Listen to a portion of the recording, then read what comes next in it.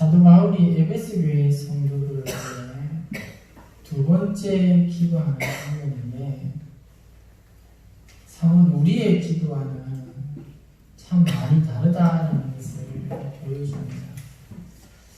우리가 주로 기도하는 내용들을 들여다보면 일상생활에서 부딪히는 문제들을 놓고 많이 기도하잖아요. 예를 들면 우리가 지금 원하는 게 있는데 원하고 바라는 것들이 참 많은데 그 바라는 것을 이루지 못하게 하는 것 때문에 삶이 답답하고 많이 힘들다 보니까 주로 이러한 문제로 우리가 기도를 많이 한다는 겁니다. 그래서 일상생활에서 원하고 바라는 것들을 우리는 주로 기도한다면 사도 바울의 기도는 좀 다르다는 거예요. 그래서 기도의 내용을 자세히 들여다보면은 우리의 영적 상태나 믿음의 깊이가 어떻다라는 걸 대충 알 수가 있다는 겁니다. 영적으로 어린 아이와 성숙한 사람의 차이는 기도의 내용이 자기 자신이 중심에 있는지 아니면 하나님이 중심에 있는지를 통해서 알 수가 있다는 거죠. 따라서 자기 자신이 중심에 있는 우리의 기도와는 달리 에베소 교회 성도들을 위한 사도 바울의 기도는 언제나 하나님이 중심에 있는 기도였다라는 것을 보여주는 장면입니다. 그래서 이 오늘 본문에도 보면 바울이 에베소 교회 교인들을 위해서 두 번씩이나 기도를 하지만 이 두 번씩이나 기도하는 내용 모두가 에베소 교회 교인들이 이렇게 했으면 좋겠다라는 그 기도의 내용의 중심은 언제나 하나님입니다. 내가 아니고. 그래서 본문에서 먼저 본문을 이름으로라는 단어로 시작을 하잖아요. 그래서 이 14절에 보면 이름으로 내가, 그리고 15절에 보면 비오니 이렇게 말합니다. 바울이 지금 이름으로라는 단어를 쓰면서 내가 기도를 이렇게 한다는 거예요.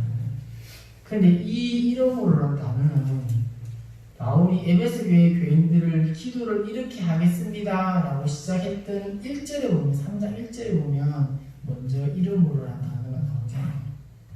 무슨 말이냐면 바울은 먼저 2장 11절부터 21절에 보면 이렇게 에베소 교인들에게 먼저 소개를 합니다. 너희는 그리스도 때문에 유대인이고 이방인이었지만 이제는 그리스도로 인해서 화해하는 존재다. 또한 이 둘을 하나님께서 하나님과 그리스도가 화목하게 함으로써 이제 이방인 너네와 유대인 성도 너네들은 하나님 안에서 하나의 새 인류로 재창조된 존재들이다. 그래서 우리는 통틀어서 교회라고 얘기합니다. 이렇게 소개를 했던 거예요. 그리고 난 다음에 바울이 뭐냐면 그래서 나는 이름으로 너희들을 위해서 기도를 하려고 합니다. 이렇게 시작을 했던 거예요. 3장 1절에. 그런데 자신이 하나님께 비밀을 받아 전하는 사역자로서의 사명을 감당하다 보니까 그리스도 예수의 제수가 되어서 지금 내가 감옥에서 이렇게 환난을 당하고 있다. 다행히 에베소 교회 성도들이 바울 자신의 사역을 통해서 하나님의 비밀을 듣고 믿음으로 말미암아 하나님의 새로운 인류의 구성원이 되었다는 겁니다. 그래서 이제 교회 안에 있는 당신들이 하나님 앞에 당당하게 나아갈 수 있는 존재가 되었습니다. 이렇게 쭉 설명을 3장 1절부터 13절까지 하게 됩니다. 기도를 해야 되는데 기도를 하려고 막상 보니까 지금 내 처지가 감옥에 있다는 거예요.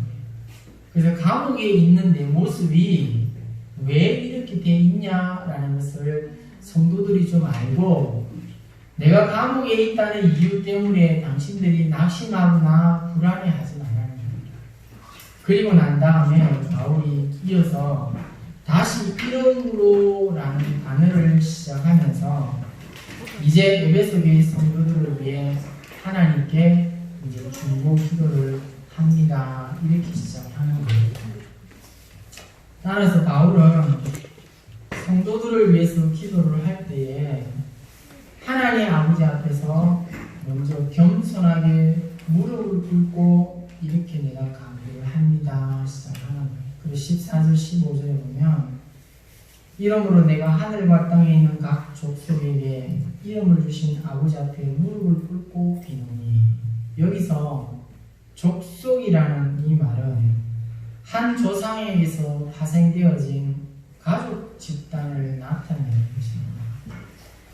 하나님께서 하늘과 땅에 있는 각 족속을 존재하게 하셨고 또 그들을 다스리시기 때문에 바울이 지금 하나님을 가리켜서 하늘과 땅에 있는 각 족속에게 이름을 주신 아버지 이렇게 부르는 겁니다. 그래서 이 하나님을 아버지라고 부르는 이유가 모든 우주 만물에 존재하는 것들이 하나님으로 인해서 형성되었기 때문에 당연히 영적 세계나 이 땅에 있는 세계나 모든 피조물의 존재는 바로 이 하나님 때문이기에 그 하나님을 아버지라고 부른다는 겁니다.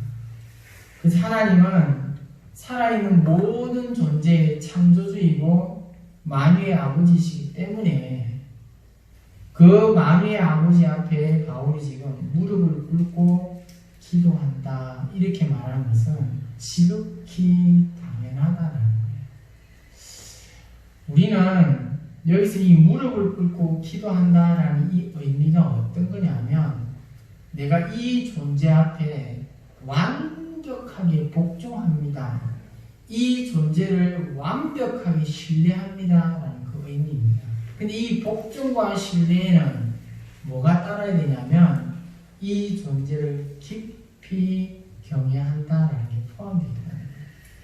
그래서 이 무릎을 꿇고 바울이 기도했다는 것은 나는 이 아버지 하나님을 이만큼 경배하고 존경합니다. 그래서 나는 이 하나님 앞에 완전하게 복종하고 신뢰하기 때문에 의지하기 때문에 이분에게 내가 무릎을 꿇고 기도하는 것은 당연합니다. 이 얘기를 하는 거예요. 예수님이 겟세마네 동산에서 십자가의 죽음을 앞두고 어떻게 기도하냐면 무릎을 꿇고 땀이 핏방울 될 만큼 밤새도록 기도했다고 했습니다. 왜 그랬냐면 아들이신 그리스도가 아버지이신 하나님을 이만큼 존경한다는 거예요. 이만큼 경배한다는 거예요. 이만큼 나는 아버지 앞에 복종하고 이 아버지가 하고자 하는 일에 나는 전적으로 의존하고 신뢰합니다. 사도행전에 보면 스데반이 돌에 맞아 죽습니다. 예수 그리스도의 복음을 전했다는 이유로 돌에 맞아 죽을 때 스데반이 어떻게 하나님 앞에 기도했냐면 맞아 죽으면서도 무릎을 꿇고 구합니다. 뭐라고 기도하냐면 예수님과 똑같이 하나님 저 백성들이 나한테 하는 이 짓을 뭐 때문에 하는지 잘 모르니까 이 백성들을 용서해달라고. 스데반이 무릎 꿇고 기도하는 이유가 하나님 아버지가 나한테는 이런 존재입니다 라는 것을 보여주는 거예요. 사도 바울도 사도행전 20장에 가보면 성도들과 마지막 작별을 나누게 됩니다. 그때 마지막 작별을 나눌 때 이 성도들을 위해서 바울이 무릎을 꿇고 하나님 앞에 기도하는 장면이 나옵니다.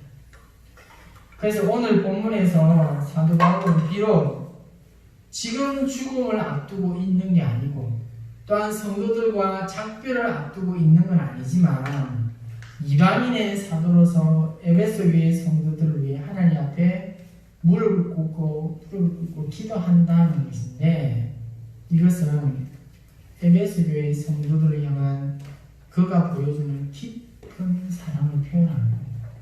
내가 이 성도들을 위해서 기도할 때 대충 기도하는 게 아니라는 거예요. 이 성도들 하나하나가 내한테는 얼마나 존귀하고 귀한 자인기에 그래서 나는 이 성도들을 위해서 하나님 앞에 무릎 꿇고 기도할 때는 내가 이 성도들을 이만큼 이만큼 사랑하는 것을 하나님도 안다는 거예요. 그리고 하나님 아버지를 향한 그의 겸손함과 간절함이 바로 이 무릎 꿇고 성도들을 위해 기도하는 모습을 보여준다는 거예요. 그래서 바울이 왜 이 내용을 에베소 교회 교인들에게 편지를 썼냐는 거예요. 내가 당신들을 이만큼 사랑합니다. 내가 믿는 하나님은 나를 이만큼 걱정하고 존경하는 분입니다. 하여 여러분들도 서로서로를 기도할 때 어떻게 하나님이 이렇게 기도했으면 좋겠다는 바람입니다. 우리가 앞에도 얘기했잖아요. 우리 본인을 위해서는 정말 한도 끝도 없이 기도합니다. 근데 이 기도의 내용을 다 뜯어보면 전부 다 속되게 말하면 쓰잘데기 없는 것들이라는 거예요. 이거는 우리가 안 구해도 하나님이 때마다 되면 다 채워주는 건데 우리는 늘 쓰잘데기 없는 걸 기도한다는 거예요. 그것도요, 하나님을 존경하고 하나님한테 복종하고 신뢰하는 그런 마음으로 하는 게 아니라 그냥 급해서 지금 당장 안 들어주면 안 될 것처럼 해서 기도를 한다는 거예요. 근데 이 바울은 철저하게 하나님 앞에 당신들을 이렇게 사랑하고 하나님을 이렇게 존경하기 때문에 나는 이렇게 기도합니다 하오니 에베소 교회 성도 여러분들도 기도하려고 하면 이렇게 하십시오 라고 보여준다는 거예요. 우리의 기도와는 사뭇 다르다는 모습. 그래서 저와 여러분들이 기도하는 습관들이 할 수만 있다면 중심으로 성도들을 이렇게 사랑하기 때문에 성도들을 위해서 기도하고 교회를 위해서 기도해 달라는 거예요. 그리고 내가 교회를 위해서 성도들을 위해서 기도하는 만큼 우리 성도들 똑같이 그렇게 기도할 수 있다는 걸 한번 보라는 것입니다. 이어서 바울은 에베소 교회 성도들을 위해서 어떻게 기도하냐면 하나님 이 성도들의 속사람이 강건해졌으면 좋겠습니다. 이렇게 기도하는 거예요. 16절에 보면 그의 영광의 풍성함을 따라 그의 성령으로 말미암아 너희 속사람을 능력으로 강건하게 하시오며 여기서 속사람이라는 이 단어가 어떤 거와 같냐면 바로 우리의 이 마음과 같은 동의어입니다. 따라서 에베소 교회의 성도들의 속사람을 강건하게 해달라라는 이 바울의 강구는 이 성도들의 마음이 하나님 강건해지게 해달라 이렇게 기도하는 거예요. 여기서 이 강건하게 된다라는 단어가 힘을 갖게 된다, 강해진다라는 뜻인데 하나님에 의해서 이 성도들의 마음이 단단해졌으면 좋겠습니다. 에베소 교회 성도들은 왜 바울이 이렇게 얘기를 했냐, 기도하냐면 이 에베소 교회 성도들이 어떤 존재들이냐는 거예요. 과거에 다 이방인들이잖아요. 에베소라는 지역이 정말로 문란하고 타락한 도시입니다. 이 도시에서 그리스도의 몸을 세우기 위해서는 마음이 단단하지 않으면 안 된다는 거예요. 도덕적으로 문란한 이방 사회에서 거룩한 삶을 살기 위해서 그리고 약한 영들과 악한 영들과 맞서 싸우기 위해서는 마음이 강건해지지 않으면 안 된다. 그러므로 마음이 약한 그리스도인은 자기 욕심을 제어하지 못해서 늘 우유부단하거나 죄의 유혹에 쉽게 굴복하고 아니면 시험과 고난이 오면 쉽게 무너진다는 겁니다. 따라서 그런 사람들은 결코 그리스도의 몸을 세울 수가 없고 또한 거룩한 삶을 살 수가 없다는 거예요. 그래서 사도 바울은 에베소 교회 성도들의 마음을 강건하게 해달라고 간절하게 기도하면서 거기에는 뭐가 전제가 되어 있냐면 성령의 능력으로 이렇게 되어 있습니다. 자기가 아무리 하나님 앞에 강건해달라고 기도해도 강건해질 수가 없는 거예요. 그래서 바울이 뭐라고 부탁하냐면 성령의 능력으로 바로 이 속사람들이 강건해지기를 구합니다. 이렇게 하는 거예요. 내 의지가 아닌 거예요. 내가 강건해지는 것은 전부 다 하나님 때문에 하는 겁니다. 내가 교회를 바르게 세우고 성도들을 위해서 기도하고 무릎 꿇는 것은 내가 하는 게 아니라는 거예요. 성령이 그렇게 해줘야만 가능하다는 거예요. 그래서 에베소 교회 성도들에게 성령의 능력으로 말미암아 강건해지기를 구한다는 건데 2장 1절부터 6절에 보면 하나님은 지극히 큰 능력으로 에베소 교회의 성도들을 살렸다는 거예요. 그리고 그리스도와 함께 하늘에 앉히다고 이 바울이 먼저 소개를 했어요. 그리고 오늘 이 본문에서 그의 영광의 풍성함을 따라 그들의 속사람을 강건하게 해달라고 구하는데 여기서 그의 영광의 풍성함이 뭐냐면 하나님의 속성과 능력을 다 포함하는 거예요. 그래서 하나님께서 엄청난 힘이 있는데 그 힘을 백성에게 나누어 주실 수 있고 기꺼이 나누어 주신다는 거예요.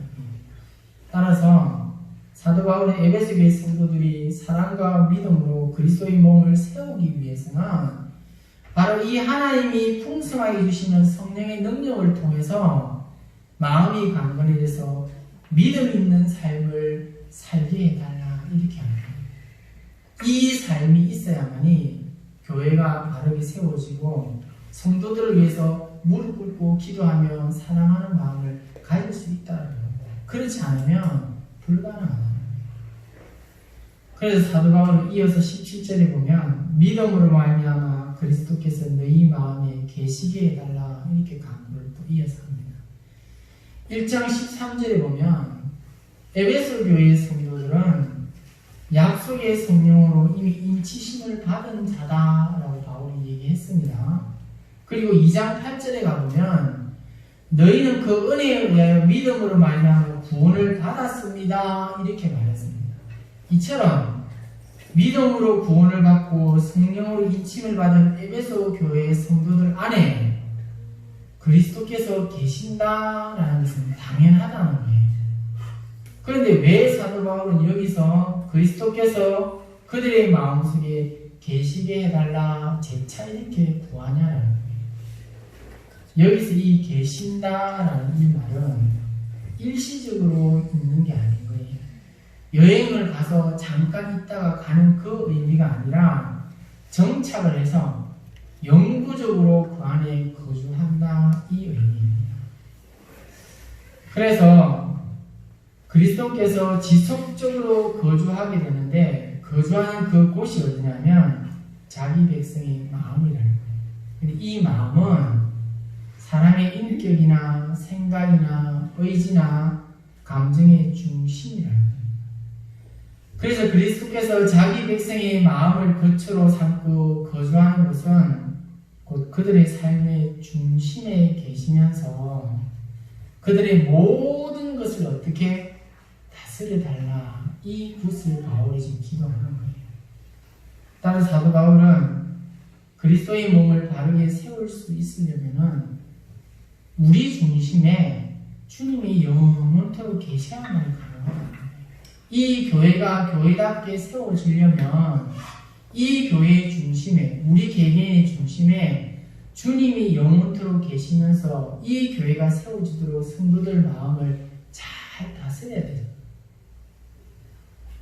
그들의 모든 것들을 통치하고 주관하시기를 이렇게 바울이 기도를 하는 겁니다. 그러면서 사도 바울은 지속적으로 그리스도를 삶의 주인으로 인정하고 변함없이 그를 신뢰하는 수단이 뭐냐?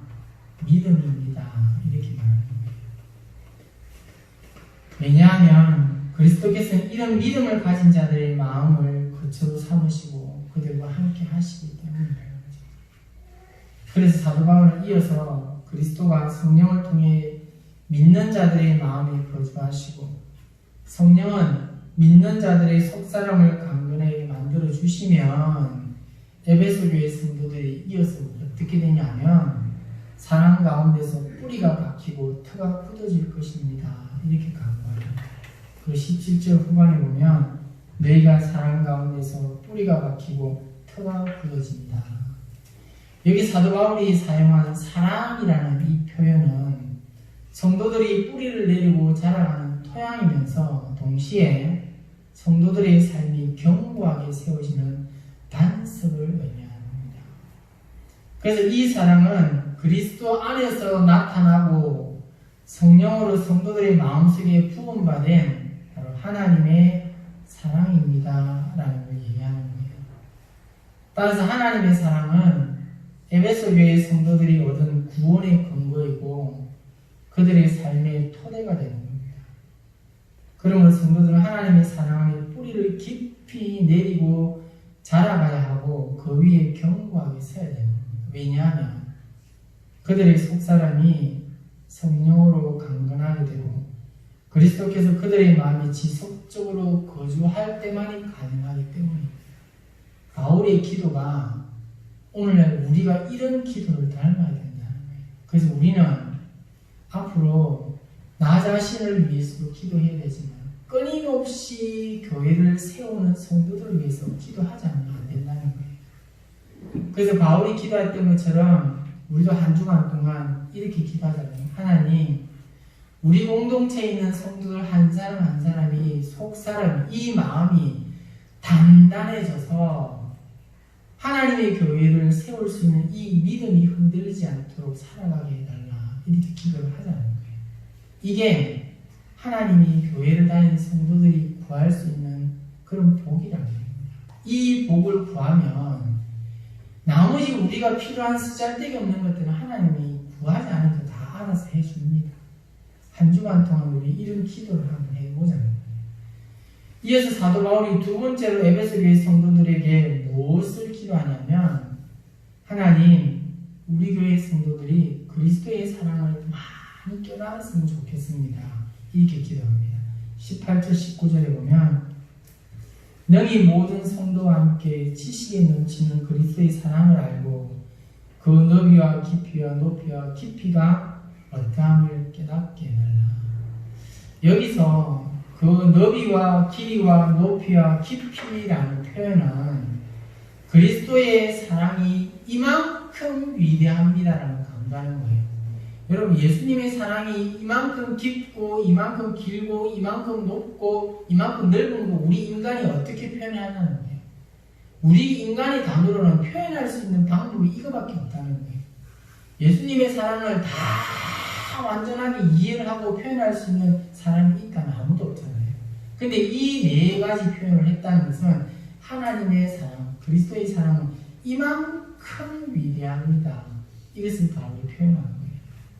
그래서 지식에 넘치는 그리스도의 사랑에서 넘친다라는 이 단어, 이 말은 초월한다는 뜻입니다. 지식을 초월하는 그리스도의 사랑이라는 말이에요. 따라서 이 그리스도의 사랑이 지극히 크고 위대해서 아무도 그것을 완전히 알 수가 없다, 이 의미죠. 그럼 사도 바울은 에베소 교회 성도들이 지식을 초월하는 그리스도의 위대한 사랑을 깨닫도록 하나님의 능력을 지금 구하고 있는 거예요. 그리고 그 하나님의 능력 때문에 비로소 지식을 초월하는 그리스도의 사랑의 너비와 길이와 높이와 깊이를 깨달을 수 있기 때문이에요.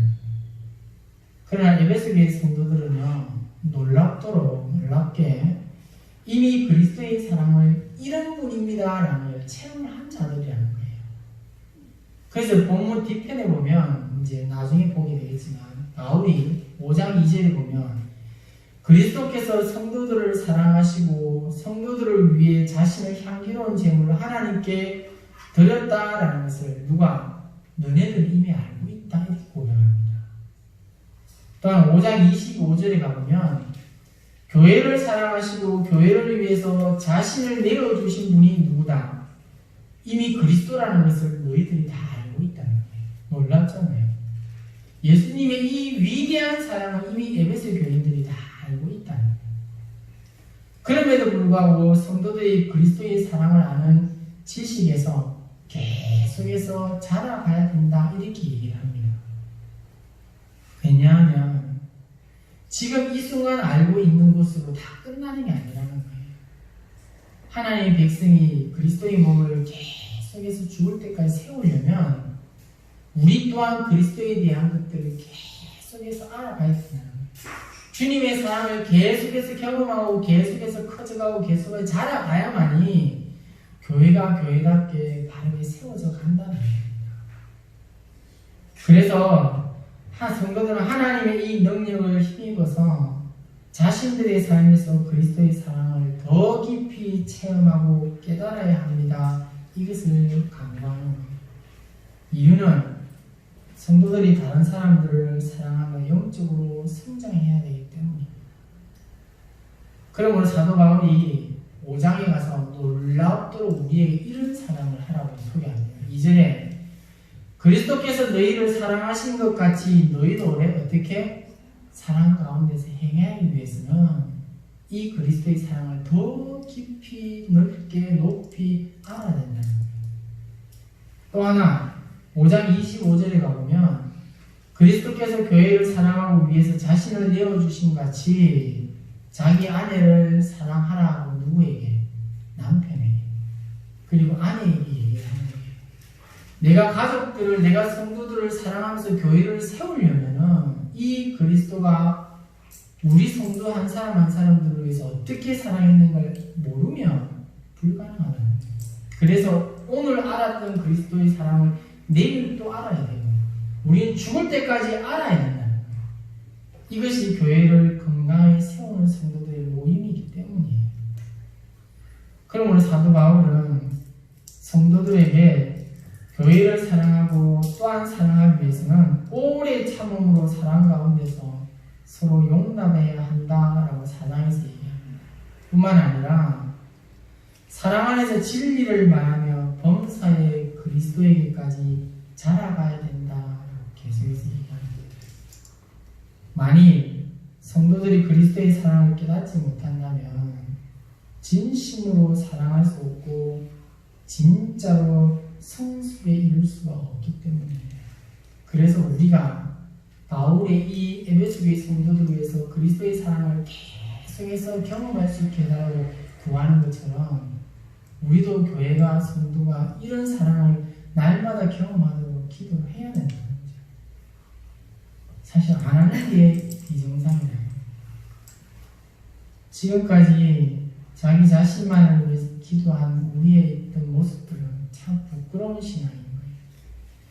함께 공동체를 형성하고 그리스도의 몸인 이 교회를 세우고자 하는 우리의 모습 앞에 성도들을 위해 이 그리스도의 사랑이 풍성하게 체험되게 해달라고 구한 게 얼마나 있냐를 한번 보라는 거죠. 그래서 우리는 이 성도들이 이 교회를 그리스도의 몸을 건강하게 세우기 위해서는 서로가 서로에게 그리스도의 사랑을 날마다 충만하게 채워달라고 기도해야 됩니다. 근데 바울의 간구가요, 단지 에베소 교회 성도들 개개인의 성숙하는 것만을 위해서 기도한 게 아니라는 거예요. 그의 기도는 사랑이 충만한 하나님의 새로운 인류에 대한 비전이 성취가 되기 위해서입니다. 하나님의 비전은 바로 이 새로운 인류가 어떻게 하냐는 거예요. 하나님의 큰 사랑을 매일 경험을 해서 이 큰 사랑을 어떻게 이제는 세상 사람들 앞에 보여야 된다는 겁니다. 그래서 마지막으로 보면 바울이 에베소 교회 성도들이 모든 충만에 이르기까지 하나님의 충만에 이르기까지 기도를 하는 겁니다. 그리고 19절에 보면 하나님의 모든 충만하신 것으로 너희에게 충만하게 하시기를 구하노라. 여기서 하나님의 모든 충만이라는 이 말이 어떤 거냐면 하나님의 수준까지라는 거예요. 바울이 뭐라고 얘기하냐면 하나님 우리 성도들 한 사람 한 사람이 영적인 수준이 하나님에까지 이르게 해달라. 이 말이 되냐는 거예요. 이 불가능한 거예요. 우리가 죽어서 완전한 하나님 나라에 가도 이렇게 되는 것은 불가능한 겁니다. 근데 감히 바울이 이렇게 기도한다는 거예요. 정민경 씨가 하나님만큼 수준 되게 해달라고 이게 말이 되냐는 거예요. 이건 불가능하잖아요. 근데 왜 이런 기도를 하냐는 거예요. 이것은 우리의 신앙 수준이 하나님을 닮아야 된다는 거예요. 하나님을 안 닮으면 교회를 교회답게 못 세운다는 거예요. 그래서 여기서 하나님의 모든 충만이라는 것은 하나님의 인재, 하나님의 생명, 하나님의 능력을 다 포함한 하나님의 완전함을 뜻하는 건데 이것은 하나님께서 흘러나오는 우리에게 주시는 선물과 같은 복을 얘기하는 게 아니에요. 철저하게 하나님의 모든 충만은 하나님의 완전함을 내가 닮을 수 있도록 날마다 기도하라는 겁니다. 그래서 바울은 4장 43절에 보면 이렇게 기도해요. 그리스도의 장성한 분량이 충만한 데까지 이르러라 한다. 이처럼 하나님 모든 충만의 경지에까지 충만하게 되기를 구하는 기도보다 감히 더 대담한 기도가 있겠냐는 거예요. 왜냐하면 유한한 내가 무한한 하나님의 존재에 이 경지에 이르는 것은 불가능합니다. 그런데 인간은 결코 하나님의 이런 속성에 대해서 다 소유하지 못하는 겁니다. 그러므로 사도 바울이 에베소 교회의 성도들이 하나님의 완전한 수준까지 이르게 해달라고 간구하는 것은 성도들이 누구냐는 거예요. 하나님의 새로운 인류로 구성될 존재들이기 때문에, 즉 교회이기 때문이에요. 하나님의 존재인 이 교회가 교회로서 세상 사람들 앞에 하나님의 존재를 보이려면 우리가 하나님이 되지 않으면 안 된다는 거예요.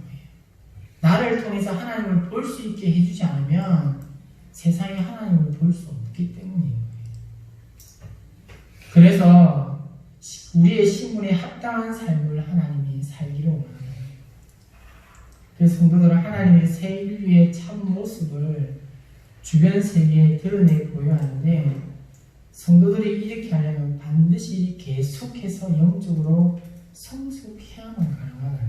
그리고 영적 성숙의 기준의 목표가 어디냐면 바로 이 하나님 자신이에요. 그래서 우리는 날마다 뭘 보라는 거예요? 하나님을 봐야 된다는 거죠. 하나님을 봐야만이 내가 이 하나님을 닮아가려고 애를 쓴다는 거예요.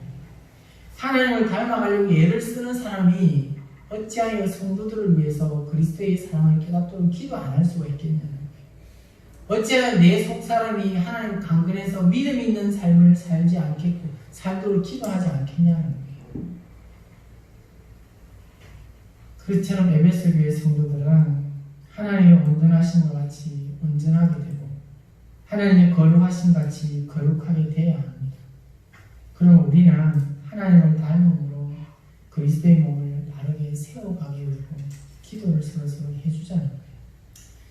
그래서 사도 바울은 에베소 교회 성도들을 위해 이렇게 간절히 기도하는 것을 하나님께서 친히 이루어 주실 것을 확신하면서 뭐라고 하냐면 하나님 찬양합니다.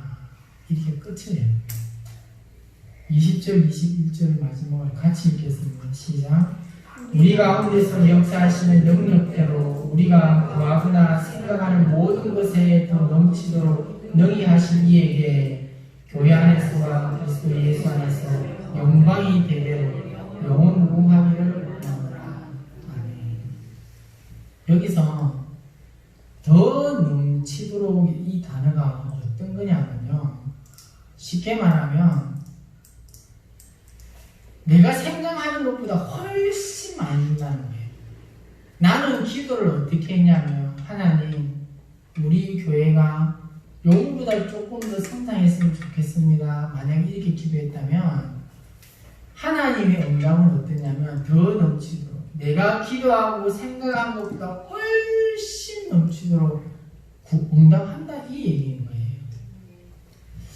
그래서 하나님께서 우리가 구하거나 생각하는 것보다 한량없이 많이 더 풍성하게 이루어진다는 것을 강조하는데, 따라서 하나님께서 이렇게 하실 수 있는 것은 자기 백성을 하나님이 무한하게 사랑하기 때문입니다. 또한 무한한 능력을 소유한 분이기 때문에 자기 백성이 무엇을 구하든지 그 구하는 것보다 훨씬 더 풍성히 주실 수 있고 또한 훨씬 더 풍성히 이룰 수 있다는 거예요. 여기서 사도 바울이 언급한 이 하나님의 능력이 어떤 거냐라면 우리가 1장에서 이미 봤어요. 1장 19절로 23절에 보면 하나님께서 죽은 자 가운데서 그리스도를 일으켜서 하늘의 보좌에 앉힌 능력, 또한 2장 1절부터 6절에 보면 우리를 일으켜 그리스도와 함께 하늘에 앉히신 능력이 바로 이 능력이라는 거예요. 지금도 하나님의 능력은 성도의 개개인의 삶 속에서 그리고 교회 안에서 여전히 역사한다는 거예요. 그러므로 지금도 하나님은 자신의 지극히 크고 위대한 이 능력을 따라 우리 성도들이 간구하는구나 생각하는 것보다 훨씬 더 풍성하게 행하신다는 거예요. 마지막으로 사도 바울이 21절에 보면 교회 안에서라는 표현을 그리스도 예수 안에서라는 표현 앞에 소개를 했잖아요. 이것은 교회가 얼마나 중요하다는 걸 강조하는 겁니다. 유대인 성도들과 이방인 성도들로 구성된 교회가 어떤 존재냐 앞에서 봤잖아요. 하나님의 위대한 걸작품이라고 했습니다. 또한 하나님의 위대한 기적이라고 했다는 겁니다. 따라서 그리스도의 교회만큼 하나님의 능력과 영광을 잘 보여주는 것은 이 세상에 아무것도 없다는 거예요. 다시 말하면 우리 한 사람 한 사람이 바로 이 하나님의 위대함을 나타낼 수 있는 존재이기 때문에 이만큼 중요하다는 거예요. 그래서 하나님은 교회 안에서 영원 무궁히 영광을 받으시며 또한 그리스도 안에서 영광을 받으시기 때문에 이 둘을 굳이 나누지 않는다는 거예요. 그리스도의 사역을 통해서 교회가 존재하게 되었고 만물을 통일하는 하나님의 우주적인 구원이 시작되었기 때문에 굳이 나눌 필요가 없다는 겁니다. 그래서 이 교회 안에서와 그리스도 안에서는 하나라는 거예요. 따라서 하나님은 그리스도 안에서 구원 역사를 시작하고 그것을 완성하시면서 자신의 무한한 능력과 사랑을 나타내십니다. 그러므로 하나님은 교회 안에서와 그리스도 안에서 영원히 영광을 받으셔야 한다는 거죠. 그 고백을 바울이 하는 거예요. 뭐라고 기도했다고요? 우리 성도들의 마음이 하나님 강건하게 해달라고. 그래서 이 마음이 강건해져서 힘들고 어려울 때마다 낙심하지 않고 꿋꿋하게 믿음의 삶을 살아갈 수 있게 해달라고 기도했다고 했어요. 하나님 우리 성도들이 그리스도의 사랑을 넘치도록 경험하게 해달라고. 왜냐하면 이 사랑을 경험해야만이 계속해서 교회를 사랑으로 세워갈 수 있기 때문에. 마지막으로 하나님 우리 에베소 교회 성도들이 우리 성불교회 성도들이 하나님의 수준까지 이르게 해달라고 기도했다는 거예요. 이 수준에 이르러야만이 나를 통해서 하나님의 존재를 세상에 드러내고 교회가 교회답구나라는 소망을 가질 수 있게 하기 때문이라는 거예요. 그래서 바울이 마지막으로 하는 겁니다. 이러한 기도에 하나님이 응답을 하실 때 어디 안에서?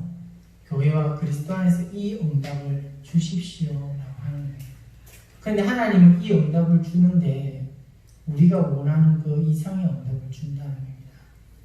이처럼 자기 백성이 구하는 것이나 생각하는 것보다 훨씬 더 풍성하게 행하실 수 있는 하나님께 영광을 돌리는 바울의 마지막은 뭐냐면 하나님 찬양합니다. 이게 고백이에요. 그래서 우리가요 찬송을 하는 이유가 내 감정을 따라서 찬송하는 게 아니라 그래서 제가 누차 얘기잖아요. 왜 저는 CCM을 안 부르냐면 이건 하나님 앞에 이 바울의 고백처럼 하는 게 아니기 때문이에요. 내 감정을 가지고 하나님 앞에 찬양하는 것은 아무 소용이 없다는 겁니다. 저 우리 유리 아빠가 있지만 저도 얼마나 찬양 좋아하는지 모릅니다. 기타 지금 앞에서 얼마나 생쇼를 많이 해요. 근데 돌아보니까 전부 다 그냥 제가 좋아서 한 거예요. 이걸 하나님 앞에 하나님이 이렇습니다라고 해서 한 게 없는 거예요. 전부 내 감정이었던 거예요. 바울의 이 찬양은 어떤 찬양이냐면 그가 이런 위대한 하나님을 경험하고 체험하지 않으면 불가능한 거예요. 자신의 간구에 가장 적절하게 그리고 자신이 기대하는 것보다 훨씬 더 풍성하게 응답하신 하나님을 바울이 수없이 체험했기 때문에 그는 깊은 확신과 감격 속에서 하나님께 찬양합니다. 이렇게 마무리하는 거예요. 그리고 지금 우리가 보고 있는 이 바울의 찬양은 결코 힘없는 독백이거나 아무 감정이 없는 메마른 외침이 아니라 하나님에 대한 깊은 확신과 흘러넘치는 감격 때문에 이 찬양으로 마무리하는 겁니다. 그래서 자신이 구한 것보다 훨씬 더 풍성하게 이루어주시는 이 하나님을 분명히 체험한 사람이라면 누구나 바울과 같이 큰 감격과 기쁨으로 하나님을 찬양하게 되는 겁니다. 그리고 사도 바울이 교회 안에서 그리스도 안에서 하나님의 영광에 영원히 영광을 받으시기를 기원하면서 마지막으로 뭐라고 합니까? 아멘. 이렇게 찬양해요. 여러분, 이 아멘 우리가 찬양할 때 왜 함부로 아멘 하면 안 되냐는 거예요. 목사님들이 찬양 인도자가 할렐루야 했을 때 아멘 이렇게 하잖아요. 이 아멘을 하는 데는 내가 목숨이 걸려있는 거예요. 하나님 내가 이렇게 살겠습니다 라는 목숨이 달려있기 때문에 함부로 아멘을 하는 게 아니라, 예를 들면 지금 바울이 하는 얘기예요. 하나님 에베소 교인들이 이렇게 되기를 간구합니다 했을 때 하나님이 어떻게 응답했어요? 네가 간구한 것보다 더 풍성하게 응답해 줄게. 바울이 그 응답에 대해서 뭐라고 얘기합니까? 아멘. 하나님은 진실로 그렇게 합니다. 그래서 나는 그 하나님의 말씀을 믿고 이렇게 살겠습니다. 이거 목숨을 거는 거예요. 그래서 우리가 설교를 끝나고 나도 아멘 하는 이유가 하나님 내가 이 말씀대로 한 주간 목숨을 걸고 살겠습니다 고백하는 거예요. 그래서 함부로 아멘 한다는 것은 하나님의 말씀을 업신여기는 겁니다. 그렇게 못 살기 때문에. 그래서 바울이 이 아멘을 뭐라고 응답을 하냐면 하나님이 진실하신 분입니다. 하나님은 제가 구한 모든 것보다 훨씬 더 풍성하게 이루시는 분입니다. 그래서 하나님은 영원 무궁토록 찬양받으시기에 합당한 분이십니다. 이것이 바울이 아멘으로 고백하는 거예요. 우리도 하나님 앞에 무릎 꿇고 기도할 때 하나님의 능력으로 우리의 삶이 강건해져서 영적 무기력에서 이기게 해달라고 기도하잖아요. 나도 그렇고 우리 성도들도 그렇고. 그리고 하나님의 크신 사랑을 우리도 경험해서 다른 사람들을 사랑하면서 영적으로 성장할 수 있게 해달라고 기도하잖아요. 또한 하나님의 모든 충만의 정도까지 충만해져서 그리스도의 몸을 바르게 세우게 해달라고 기도하잖아요. 그래서 우리가 구한 것보다 훨씬 더 풍성하게 이루어지는 하나님의 은혜를 깊이 체험하면서 큰 감격과 기쁨으로 하나님께 찬양과 영광을 돌리면서 그리스도의 몸을 바르게 세워가는 저와 여러분들의 복된 삶이 되시기를 간절히 소원합니다. 찬송가 363장입니다.